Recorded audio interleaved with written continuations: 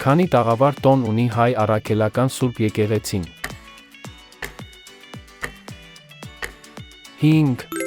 Ով է եղել առաջին հայոց կաթողիկոսը։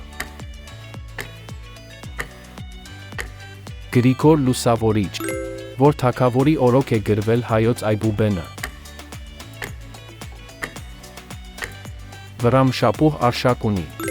ով է գրել հավատով Խոստովանիմ աղոթքների շարքը։ Ներսես Շնորհալի, բացի կոմիտասյան պատարագից, ինչ այլ տարբերակ է երգվում հասեում։ Եկմալյան, ինչպես է կոչվում ազգի կողմից սիրված Սուրբ Հովհաննես Մկրտչի անունը կրող մատուռները։ Թուխ Մանուկ,